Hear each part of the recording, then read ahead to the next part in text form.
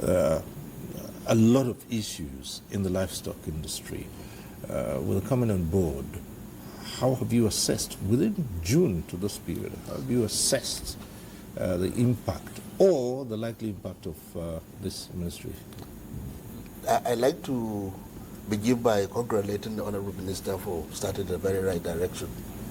We have been having very impulsive reaction to the issues of the feed and fodder and, in fact, the livestock sector in the total.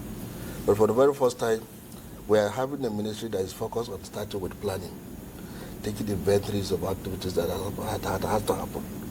You have heard from the minister, and I'd like to say that with all sense of humility, the very first time I met him, I could see leadership coming up strongly. First, because at the very top, there's a political leadership. There's a commitment from government to insist that the right thing must be done in the way, the manner that the industry will grow with more of private sector participation, which is very, very key. Second, we've seen in the minister a leader who wants to participate in every aspect of the activity, from planning. In the two occasions that we sat, reviewing some of the strategic documents, he never came to just do official opening and leave. He stays and engages with us all through the planning process. That's the beginning. That we've never had in the past. Now, what are the core issues? Whether we like it or not, the central issue around the livestock sector is about the principal component that keeps the sector alive, that is feed and fodder. And I can say without that all the emphasis there, the commitment of government, the sincerity of purpose has been demonstrated.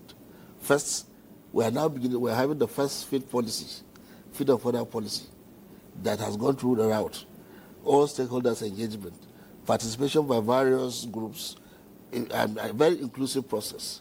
Now we're having a clean document supported by international systems like the African Union Bureau for International Animal Resource. And that is the foundation for solving the problem of the Nigerian food sector. For instance, it has been very impulsive to imagine that you can go and do an intervention in an area where you don't have evidence-based facts. So what the document speaks to us is for us a guidance, a roadmap of how every member of the value chain can engage, especially in the feed and fodder sector.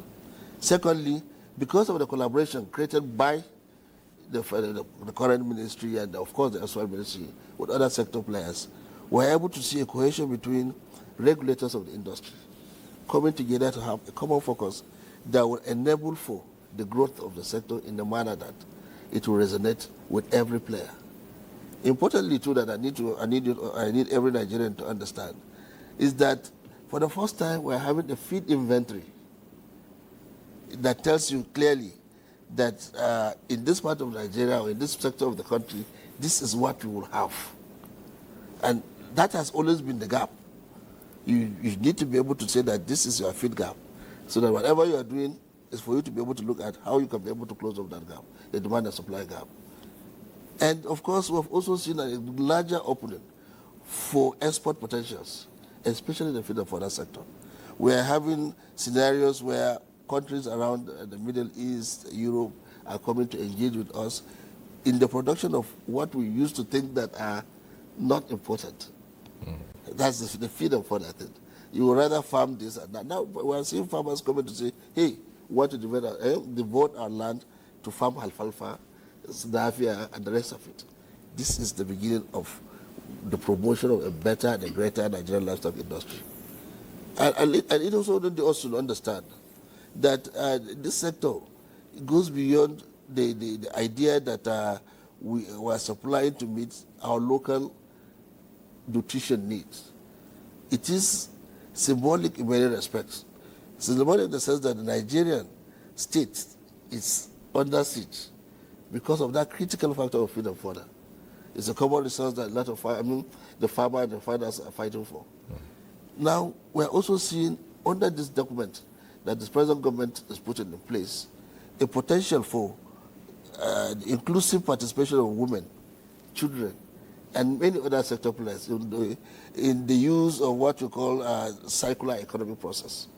Waste materials are now going to be converted into feed resources. So you can see that a lot of young persons, especially women, who are largely involved in the processing aspect of agriculture will now be meaningfully engaged, and they now become actors in wealth creation. We look forward to more and more of this robust engagement with the ministry, and we hope to see better from